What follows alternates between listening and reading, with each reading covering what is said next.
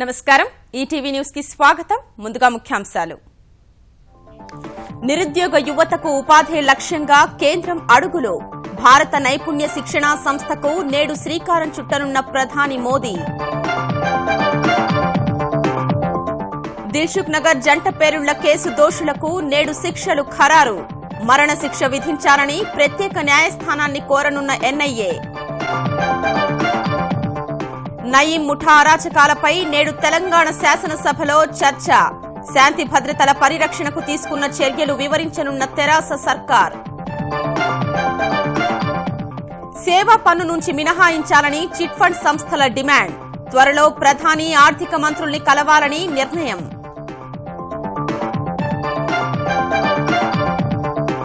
ప్రస్తుత ఆర్థిక సంవత్సరానికి ఈపీఎఫ్ పై వడ్డీ 8.8% ఉండే అవకాశం నేడు తుది నిర్ణయం తీసుకోనున్న కేంద్ర ధర్మకర్తల బోర్డు పర్యావరణ పరిరక్షణకు నడుం కట్టిన ఛత్తీస్గఢ్లోని ఓ విద్యా సంస్థ పేద పిల్లలకు రుసుముల కింద తల్లిదండ్రులతో మొక్కల పెంపకం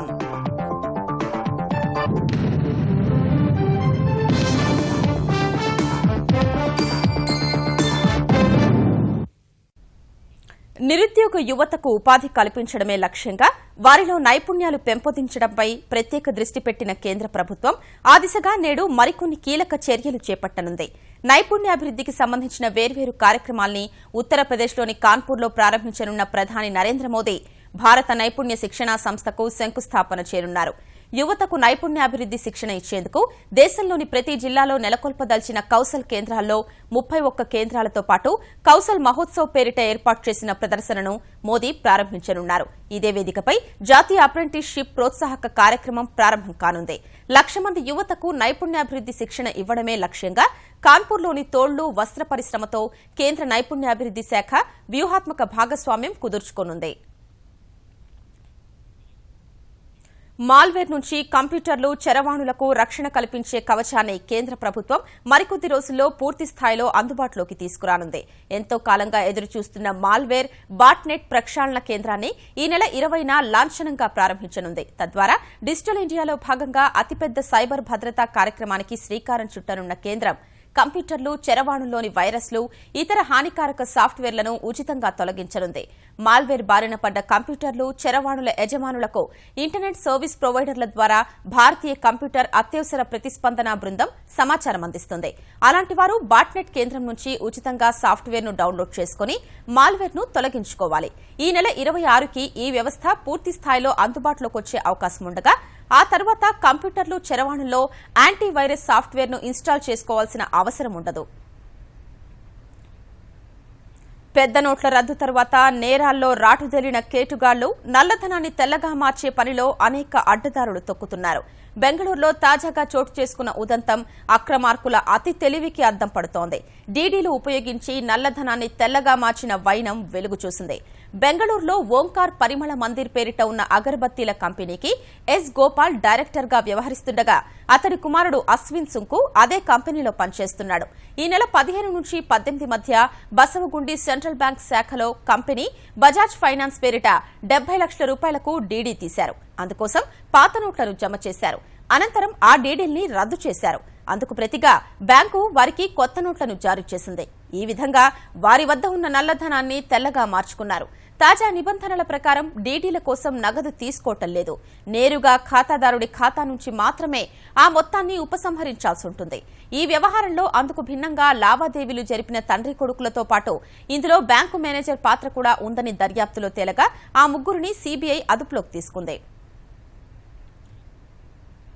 పెట్రోల్ బంకుల్లో నగదు రహిత లావాదేవీల్ని ప్రోత్సహించేందుకు చేపడుతున్న చర్యలపై కేంద్ర పట్టణాభివృద్ది శాఖ మంత్రి వెంకయ్యనాయుడు ఆరా తీశారు కృష్ణా జిల్లా పర్యటనలో భాగంగా వివిధ చమురు సంస్థల ప్రతినిధులతో సమావేశమైన ఆయన ఈ మేరకు వివరాలు తీసుకున్నారు కార్డు ద్వారా పెట్రోలు డీజిల్ కొనుగోలు చేసేవారికి కేంద్రం ప్రకటించినట్లుగా 0.75% ప్రోత్సాహక రాయితీని అందిస్తున్న తీరును చమురు సంస్థల ప్రతినిధుల్ని అడిగి తెలుసుకున్నారు ప్రోత్సాహక రాయితీ అందజేతపై తెలుగు రాష్ట్రాల నుంచి అందిన ఫిర్యాదులపై చమురు శాఖ మంత్రి ధర్మేంద్ర ప్రధాన్తో చర్చించినట్లు వెంకయ్య వెల్లడించారు ఎంతవరకు అమలవుతూ ఉంది పెట్రోల్ బంకులన్నిటిలో డీలర్లందరి దగ్గర దానికి కావాల్సిన వ్యవస్థ ఉన్నదా అందరూ కార్డు అంగీకరించగలరా అందరి దగ్గర పోస్ట్ మిషన్ ఉందా అనే విషయం పైన ప్రభుత్వం ఆయా సంబంధిత విభాగాలతో చర్చ జరుపుతూ ఉంది. పోస్ట్ మిషన్లు వీలైనంత ఎక్కువగా అందరికీ సరఫరా చేసే ప్రయత్నం చేస్తూ ఉంది. ఎవరైతే కార్డు ద్వారా ఎవరైతే కొనుగోలు చేస్తారో వాళ్ళకి ఈ ప్రోత్సాహకం అమలవుతుంది. ఏ రోజు కొంటారో 3వ రోజుకంతా వాళ్ళ అకౌంట్లోకి వెళ్లిపోతుంది. ఉద్యోగుల భవిష్య నిధి ఈపీఎఫ్ డిపాజిట్లపై ఈ ఆర్థిక సంవత్సరంలోనూ 8.8% వడ్డీ చెల్లించే అవకాశం ఉంది. నేడు బెంగళూరులో సమావేశం కానున్న ఈపీఎఫ్ఓ కేంద్ర ధర్మకర్తల బోర్డు 2015-16 తరహాలోనే ఈ ఆర్థిక సంవత్సరంలోనూ 8.8% వడ్డీ ఇవ్వడంపై తుది నిర్ణయం తీసుకోనుంది. 8.8% వడ్డీ చెల్లింపు కారణంగా ఏర్పడే 383 కోట్ల రూపాయల లోటును గతేడాది మిగిలిన 409 కోట్లతో పూడ్చుకోవాలని ఉద్యోగుల భవిష్య నిధి సంస్థ ఈపీఎఫ్ఓ భావిస్తోంది. ఈ మేరకు వడ్డీ రేటు కొనసాగింపుపై కేంద్ర ఆర్థిక శాఖను ఒప్పించేందుకు కార్మిక శాఖ విస్తృత మంతనాలు జరుపుతున్నట్లు ఈపీఎఫ్ఓ వర్గాలు తెలిపాయి. అటు ఈపీఎఫ్ఓ ఆధ్వర్యంలోని సామాజిక భద్రతా పథకాల నుంచి లబ్ది పొందేందుకు వేతన అర్హత పరిమితిని ప్రస్తుతమున్న 15,000 నుంచి 25,000 రూపాయలకు పెంచడంపై కేంద్ర ధర్మకర్తల బోర్డు నిర్ణయం తీసుకోనుంది. ప్రస్తుతం ఈపీఎఫ్ఓ పరిధిలో 4 కోట్ల మంది ఉండగా వేతన అర్హత పరిమితి పెంచితే సంఘటిత రంగానికి చెందిన మరో 50 లక్షల మంది ఈపీఎఫ్ఓ అందించే భవిష్య నిధి, గ్రూప్ బీమా, పింఛను సేవలు పొందుతారు. ఇటీవల ఈఎస్ఐ పరిమితిని 15,000 నుంచి 21,000 రూపాయలకు పెంచినందున ఈపీఎఫ్ఓ పరిమితి పెంపు అనివార్యమైంది. సంస్కరణల పేరుతో కార్మిక హక్కుల్ని కాలరాసేందుకు కేంద్రం ప్రయత్నిస్తోందని సిపిఐ జాతీయ కార్యదర్శి సురవరం సుధాకర్ రెడ్డి విమర్శించారు. హైదరాబాద్లోని ఆర్టీసీ కళ్యాణ మండపంలో నిర్వహిస్తున్న అఖిల భారత బ్యాంకు అధికారుల జాతీయ మహాసభకు హాజరైన సురవరం ప్రభుత్వ రంగాన్ని నిర్వీర్యం చేస్తూ ప్రైవేట్ రంగాన్ని ప్రోత్సహించే విధంగా పాలకులు వ్యవహరిస్తున్నారని ఆరోపించారు. I was the chairman of the Labour Standing Committee of the Parliament. I have written 2 letters to the Prime Minister in those days that what exactly you mean the labour reforms. Prime Minister never replied. They want trade union movement should be crushed and reduced. On September 2nd, the strike was participated by 18 to 20 crores of the people, but the government is not ready to concede the demands. This is a very unfortunate thing. That's why I appeal to you, join your hands along with the working class of this country to see to it that what you have achieved in the last 70 years. Dilsukh Nagar పేలుళ్ల కేసులో దోషులుగా తేలిన 5గురికి నేడు శిక్షలు ఖరారు కానున్నాయి. హైదరాబాద్లో పీడకలను మిగిల్చిన ఈ పేలుళ్లో Indian Mujahideen ఉగ్రవాద సంస్థ సభ్యుల పనేనని ఈ నెల 13న ప్రకటించిన ఎన్ఐఏ ప్రత్యేక కోర్టు అసదుల్లా అఖ్తర్, వకాస్, తెహసీన్ అఖ్తర్, యాసిన్ భత్కల్, ఎజాజ్ షేక్లకు శిక్ష విధించనుంది. ఈ 5గురిపై హత్యాయత్నం, దేశద్రోహం, కుట్ర వంటి అభియోగాలు రుజువు కాగా శిక్షలు ఖరారు చేసేందుకు చెర్లపల్లి జైల్లోని ఎన్ఐఏ ప్రత్యేక కోర్టులో ఇరువైపుల వాదనలు జరగనున్నాయి. నిందితులపై రుజువైన అభియోగాల ప్రకారం కనీసం యావజ్జీవ కారాగార శిక్ష, గరిష్టంగా మరణశిక్ష ఖరారు కానుంది. దేశంపై యుద్ధానికి దిగినందున దోషులకు మరణశిక్ష విధించాలని కోర్టును కోరాలని ఎన్ఐఏ నిర్ణయించింది. 2013 ఫిబ్రవరి 21 రాత్రి దిల్సుఖ్ నగర్లో జరిగిన జంట పేలుళ్లలో ఓ మహిళ గర్భంలో ఉన్న శిశువు సహా 19 మంది మృత్యువాత పడగా 131 మంది గాయపడ్డారు. ఈ కేసులో ప్రధాన నిందితుడు రియాజ్ భత్కల్ ఇప్పటికీ పరారీలోనే ఉన్నాడు. పాకిస్తాన్లో ఉన్నట్లుగా గట్టిగా వాదిస్తున్న ఎన్ఐఏ రియాజ్ భత్కల్ కోసం ఇంటర్పోల్ నోటీసు జారీ చేసింది. దేశంలో ఇండియన్ ముజాహిదీన్ ఉగ్రవాదులపై నేరం రుజువైన మొదటి కేసు ఇదే కావటం విశేషం. నయీం ముఠా అరాచకాలు అడ్డుకుని రాష్ట్రంలో శాంతి భద్రతల పరిరక్షణకు సర్కార్ తీసుకున్న చర్యలపై తెలంగాణ శాసనసభలో నేడు చర్చ జరగనుంది. స్వల్పకాలిక చర్చ కింద సభలో ఈ అంశం ప్రస్తావనకు రానుంది. ఇందుకు సంబంధించి హోంమంత్రి నాయని నరసింహారెడ్డి సభలో ప్రకటన చేశాక చర్చ జరుగుతుంది. దివంగత తమిళనాడు ముఖ్యమంత్రి జయలలిత, దివంగత సీనియర్ నేత చెన్నమనేని రాజేశ్వరరావుతో పాటు పలువురు మాజీ సభ్యులకు శాసనసభ సంతాపం తెలపనుంది. నిమ్స్లో నిధుల దుర్వినియోగం, గోదాముల నిర్మాణం, ప్రభుత్వ ఆసుపత్రుల నిర్వహణ, రెవెన్యూ లోటు, నూతన పోలీస్ కమిషనరేట్లు, రిజిస్ట్రేషన్లు, ఆదిలాబాద్ జిల్లాలో ప్రాజెక్టులు వంటి అంశాలు ప్రశ్నోత్తరాల సమయంలో సభ ముందుకు రానున్నాయి. నూతన పారిశ్రామిక విధానం, సరళతర వాణిజ్యం విభాగంలో తెలంగాణ మొదటి స్థానం పొందిన అంశంపై శాసనమండలిలో స్వల్పకాలిక చర్చ జరగనుంది. పాఠశాల ఫీజులు, విద్యార్థుల పుస్తకాల సంచులు మోయలోని భారంగా మారిన రోజుల్లో ఛత్తీస్గఢ్లోని ఓ విద్యాసంస్థ అందరికీ ఆదర్శంగా నిలుస్తోంది. బోధనా రుసుముకు బదులుగా విద్యార్థుల తల్లిదండ్రులతో మొక్కలు నాటిస్తోంది. బరువైన పుస్తకాల సంచులు మోసే బాధ లేకుండా చేసి చిన్నారులకు సృజనాత్మక రీతిలో విద్యను అందిస్తోంది. ఛత్తీస్గఢ్లోని సర్గుజా జిల్లా బర్గాయి గ్రామంలోని ఓ చిన్న పాఠశాల ఇది. పేరు శిక్షా కుటీర్. జులైలో ప్రారంభమైన ఈ విద్యా సంస్థ తక్కువ కాలంలోనే విశేష గుర్తింపు పొందింది. ఇందుకు కారణం శిక్షా కుటీర్ అనుసరిస్తున్న విద్యా విధానమే. విద్యార్థుల నుంచి ఎలాంటి రుసుము వసూలు చేయకపోవడం శిక్షా కుటీర్ ప్రత్యేకత. నగదుకు బదులుగా మొక్కల రూపంలో తల్లిదండ్రులు రుసుము చెల్లించాల్సి ఉంటుంది. అంటే పాఠశాల చుట్టుపక్కల ప్రాంతాల్లో తమ పిల్లల పేరిట మొక్కలు నాటి వాటిని పెంచి పోషించాల్సి ఉంటుంది.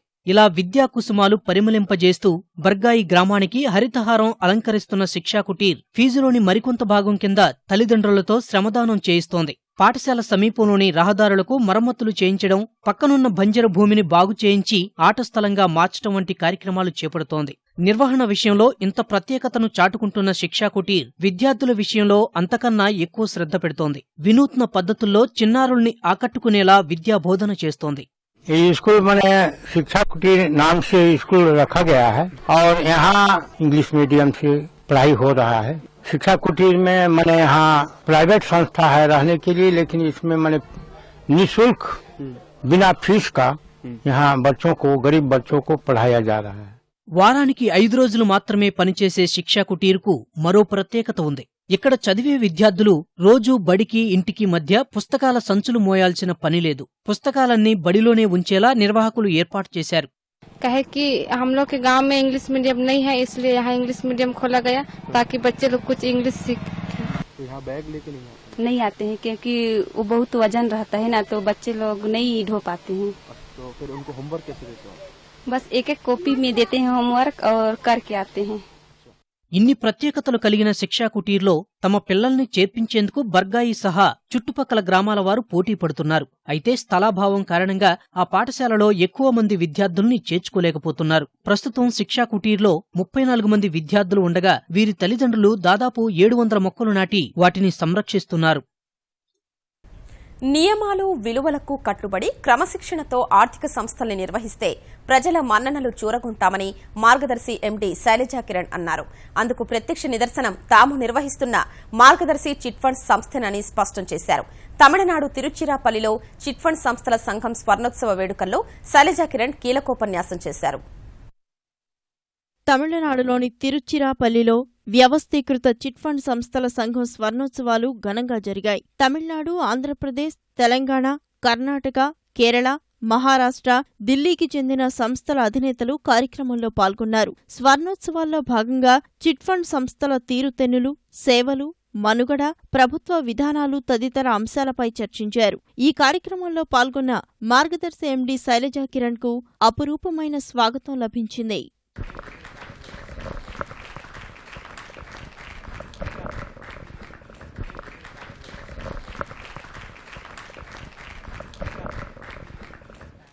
చిట్ ఫండ్ సంస్థల సమకాలీన పరిస్థితులు అనే అంశంపై మార్గదర్శి ఎండీ శైలజా కిరణ్ కీలకోపన్యాసం చేశారు. దేశంలో చిట్ ఫండ్ సంస్థలకు 100 ఏళ్లకు పైగా చరిత్ర ఉందని ఆమె గుర్తు చేశారు. దేశ ఆర్థిక వ్యవస్థలో చిట్ ఫండ్లది కీలక భూమిక అన్నారు. చిన్న, మధ్యతరహా పరిశ్రమల స్థాపన, అభివృద్ధిలోనూ చిట్ ఫండ్ సంస్థలు ముఖ్య పాత్ర పోషిస్తున్నాయని తెలిపారు. విలువలనే పునాదులపై నిర్మిస్తే చిట్ ఫండ్ సంస్థలు అభివృద్ధి పదంలో పయనిస్తాయనడానికి మార్గదర్శి సంస్థ ప్రత్యక్ష నిదర్శనమన్నారు. It was a company started by my father-in-law, the chairperson, also Ramoji Rao Garu, in 1962. He studied this industry for 6 months before he started this company. So I joined Margdarshi and I was quite scared. I must tell you that I have to be involved in a company where public money is involved and we are responsible for every single rupee. But the fundamentals of the company were strong. Margdarshi was known for financial integrity. It already kind of was a household name in Andhra Pradesh. కొన్ని సంస్థలు ప్రజలను ప్రలోభపెట్టేలా ప్రకటనలు చేసి చివరికి board తిప్పేసిన ఉదంతాలను Shailaja Kiran ప్రస్తావించారు. We adhere to stringent rules and regulations.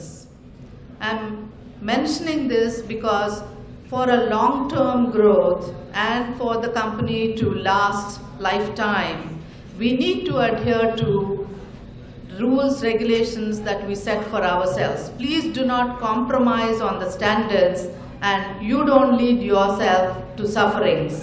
దేశంలోని వందలాది chit fund సంస్థల అధినేతలు, ప్రతినిధులతో పాటు ఈ రంగంపై పరిశోధనలు, అధ్యయనాలు చేసిన వారు శైలజా కిరణ్ ప్రసంగాన్ని ప్రశంసించారు. చిట్ ఫండ్ సంస్థల నిర్వహణలో మార్గదర్శి అందరికీ ఆదర్శంగా ఉందన్నారు.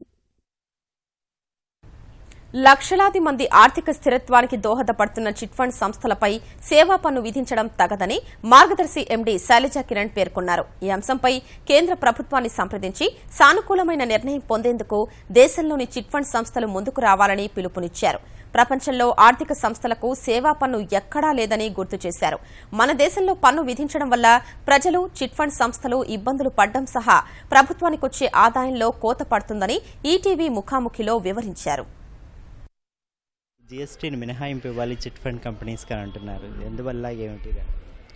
చాలామంది వాళ్ళ సొసైటీలో బాగా ఎదిగిన వాళ్ళు కూడా చిట్ ఫండ్స్తో స్టార్ట్ అయ్యి చాలా పెద్ద కంపెనీలుగా ఎమర్జ్ అయ్యారు. సో చిట్ ఫండ్స్ నేషనల్ డెవలప్మెంట్లో ప్రామినెంట్ ప్లేస్ ఉంది చిట్ ఫండ్స్కి. అండ్ వందలాది చిట్ ఫండ్స్, ప్రతి రాష్ట్రంలో వందలాది చిట్ ఫండ్స్, టౌనుల్లో, విలేజెస్లో, డిస్ట్రిక్ట్స్లో, వరల్డ్ ఓవర్గా చూస్తే ఎక్కడా కూడా ఫైనాన్షియల్ సర్వీసెస్కి టాక్సేషన్ అనేది లేదు. ఇప్పుడు మన దగ్గర చిట్ ఫండ్స్కి సర్వీస్ ట్యాక్స్ వేశారు. ప్రజలు ఇబ్బంది పడుతున్నారు. మా మెంబర్స్ ఎవరు? ప్రజలు. వాళ్ళు లోవర్ మిడిల్ క్లాస్ మెంబర్స్. వాళ్ళు ఎందుకు చిట్స్ తీసుకుంటారు? రేపు ఓ 10 నెలల తర్వాత, 20 నెలల తర్వాత ఏదైనా అవసరం వస్తుంది, పిల్లల పెళ్ళిళ్ళు ఉంటాయి, లేకపోతే పెద్ద కాలేజ్ ఫీజెస్ కట్టాలి, పెద్దవాళ్ళ హెల్త్ చూసుకోవాలి. ఇట్లా ఆర్థిక అవసరాల కోసం చిట్ ఫండ్స్లో చేరుతారు. వాళ్ళకి ఈ చిన్న అమౌంట్స్ ప్రతి నెల జమ చేసే ఈ 1000 రూపాయలు, 50,000, ₹1,00,000 ఒక పెద్ద కాస్ట్ కోసం. పెళ్లి చేయాలంటే వాళ్ళ ఎవరికైనా 10 లక్షలు అవుతుంది. మనం నెమ్మదిగా జమ చేసుకుంటూ వెళ్తే చక్కగా తక్కువ ఇంట్రెస్ట్కి. చిట్ ఫండ్స్లో అడ్వాంటేజ్ ఏంటంటే రిజిస్టర్డ్ చిట్ ఫండ్స్లో డబ్బులు సేవ్ చేసుకోవటం ఒకటి, అండ్ అవసరమైనప్పుడు తీసుకున్నప్పుడు తక్కువ ఇంట్రెస్ట్ కాస్ట్కి తీసుకోవచ్చు. ఇంతమందికి ప్రజలకి వాళ్ళ కుటుంబ అవసరాలు తీరుస్తున్న చిట్ ఫండ్ ఇండస్ట్రీకి సర్వీస్ ట్యాక్స్ వేయటం అనేది చాలా భారంగా ఉంది. మెంబర్స్ చాలా ఇబ్బంది పడుతున్నారు. ఈ సర్వీస్ ట్యాక్స్ అబాలిష్ కావాలి. ఇప్పుడు ఇచ్చిన అబేట్మెంట్ ఆఫ్ 30% సరిపోవట్లేదు. చాలా మెంబర్స్ ఇబ్బంది పడుతున్నారు. సో ఏం చేస్తారు? ఈ రిజిస్టర్డ్ చిట్ ఫండ్లో అయితేనే ఈ 70% సర్వీస్ ట్యాక్స్ పడుతుందని కొంతమంది అన్రిజిస్టర్డ్ చిట్ ఫండ్స్కి వెళ్తారు. అన్రిజిస్టర్డ్ చిట్ ఫండ్కి వెళ్ళినప్పుడు సెక్యూరిటీ ఉండదు మెంబర్స్కి. సో ఈ రకంగా అనవసరంగా ఈ సర్వీస్ ట్యాక్స్ మూలాన్ని ఇబ్బంది పాలు చేస్తున్నాము. సర్వీస్ ట్యాక్స్ ఇంప్లిమెంటేషన్ మూలాన రిజిస్టర్డ్ చిట్ ఫండ్ కంపెనీస్కి బిజినెస్ తగ్గుతుంది. బిజినెస్ తగ్గితే మా బిజినెస్ తగ్గితే ఏమవుతుంది? మేము కట్టే ఇన్కమ్ ట్యాక్స్ తగ్గిపోతుంది. సో మేము చెప్పేది ఏంటంటే మేము ఇన్కమ్ ట్యాక్స్ ప్రాంప్ట్గా పే చేస్తున్నాము, కోట్లలో ఇన్కమ్ ట్యాక్స్ కడుతున్నాము. ఎందుకు మమ్మల్ని అనవసరంగా ఈ సర్వీస్ ట్యాక్సెస్ బాధిస్తారు? దయచేసి ప్రైమ్ మినిస్టర్ గారు మోడీ గారు, ఫైనాన్స్ మినిస్టర్ గారు జైట్లీ గారు చిట్ ఫండ్ ఇండస్ట్రీ మొర వినాలి. చిట్ ఫండ్ ఇండస్ట్రీ కంప్లీట్గా జీరో టాక్సేషన్ ప్రొవైడ్ చేయాలి. దీనికోసం next course of action me chit fund associations అన్ని కలిపి చేయబోతున్నారు. అంటే మేము వెళ్ళి we want to plead with the government, we want to make a representation. They have to kindly consider, దయచేసి కన్సిడర్ చేయండి. ఎందుకంటే సామాన్యుడు ఇబ్బంది పడిపోతున్నాడు. సామాన్యులు మెంబర్స్ వాళ్ళు వ్యాపారాల్లో చిట్ ఫండ్స్ ఉపయోగించుకుంటారు, పర్సనల్ నీడ్స్కి, ఇల్లు కట్టుకోవటానికి. ఇప్పటికీ చాలామంది. అండ్ మంచి డిసిప్లిన్ ఉంటుందండి, ఫైనాన్షియల్ డిసిప్లిన్ ఉంటుంది. ముదిరాజ్లను బీసీ-డి నుంచి బీసీ-ఏ జాబితాలోకి మార్చడంపై అన్ని పార్టీల్ని కలుపుకుని ముందుకెడతామని తెలంగాణ ఆర్థిక మంత్రి ఈటెల రాజేందర్ చెప్పారు. హైదరాబాద్లోని నిజాం కళాశాల మైదానంలో జరిగిన ముదిరాజ్ మహాసభకు తెలంగాణ ఉప ముఖ్యమంత్రులు కడియం శ్రీహరి, మహమూద్ అలీతో కలిసి హాజరైన ఈటెల బడుగు బలహీన వర్గాల సంక్షేమానికి తెరాస ప్రభుత్వం కట్టుబడి ఉందని స్పష్టం చేశారు. ఈ రాష్ట్రం బడుగు బలహీన వర్గాలకు నిలయం. 180% ప్రజలు అనగారిన వర్గాలు మాత్రమే చెప్పింది ఉన్నాడు. కాబట్టి దానికి అనుగుణంగానే ఇవాళ అనేక వర్గాలకి అవసరమైతే రిజర్వేషన్లు తమిళనాడు తరాలు చేసుకోవడం ప్రకటించి ఉన్నాడు. కాబట్టి ఇవాళ బీసీ కమిషన్ వేయడం జరిగింది. తప్పకుండా ఇవాళ బీసీ కమిషన్ ఒక చరిత్రాత్మకమైన గొప్ప రిపోర్ట్ ని ప్రజల హృదయాన్ని ఆవిష్కరించే ప్రయత్నం తప్పకుండా చేస్తుందని చెప్పి సందర్భం మనం చేస్తా ఉన్నాం. తెలుగు రాష్ట్రాల్లోని రైతులకు తమ వంతు సాయం అందించేందుకు ఉత్తర అమెరికా తెలుగు సంఘం తానా ముందుకొచ్చింది. రైతు కోసం తానా పేరిట ప్రత్యేక కార్యక్రమాలు నిర్వహిస్తూ కర్షకులకు ఉపయోగకరమైన పరికరాల్ని పంపిణీ చేస్తోంది. పురుగు మందుల వాడకం సమయంలో రైతులు ధరించాల్సిన చేతి తొడుగులు, ముసుగు, కళ్లజోళ్లతో కూడిన రైతు రక్షణ కిట్లతో పాటు సరైన మోతాదులో ఎరువులు వాడేందుకు ఉపకరించే అధునాతన సాంకేతిక పరికరాల్ని అందిస్తోంది. కృష్ణా జిల్లా కంకిపాడులో నిర్వహించిన కార్యక్రమంలో పాల్గొన్న ఆంధ్రప్రదేశ్ మంత్రులు ఆయా కిట్లను వ్యవసాయదారులకు అందజేశారు. తిరుమల తిరుపతి దేవస్థానం ఆధ్వర్యంలో పశ్చిమ గోదావరి జిల్లా తాడేపల్లి గూడెల్లో శ్రీ వెంకటేశ్వర కళ్యాణం అత్యంత వైభవంగా జరిగింది. ఆంధ్రప్రదేశ్ దేవాదాయ మంత్రి మాణిక్యాలరావు పర్యవేక్షణలో వేద పండితులు శాస్త్రోక్తంగా వేడుక నిర్వహించారు. తొలుత సహస్రావధాని గరికపాటి నరసింహారావు ప్రవచనాలు అందరినీ ఆకట్టుకున్నాయి. అనంతరం శ్రీనివాసుని పెళ్లికొడుకుగా, శ్రీదేవి అమ్మవారిని పెళ్లికూతురుగా అలంకరించి వేద మంత్రోచ్చారణల నడుమ కళ్యాణ తంతు నిర్వహించారు. ఈ వేడుకకు భక్తులు పెద్ద సంఖ్యలో తరలివచ్చారు. రమణ గోవింద, లక్ష్మీ రమణ గోవింద, యాత్రీ రమణ గోవింద,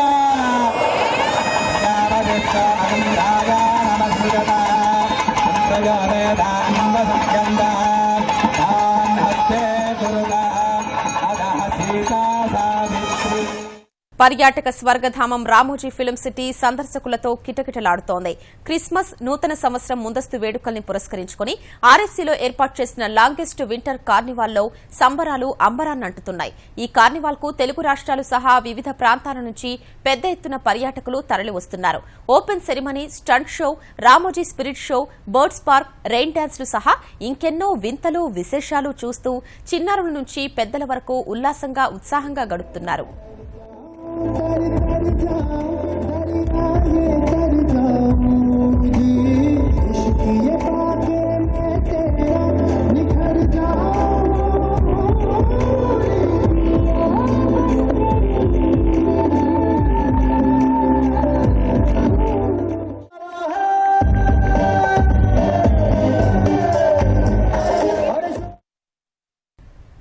ఈటీవీ న్యూస్ సమాప్తం. నమస్కారం.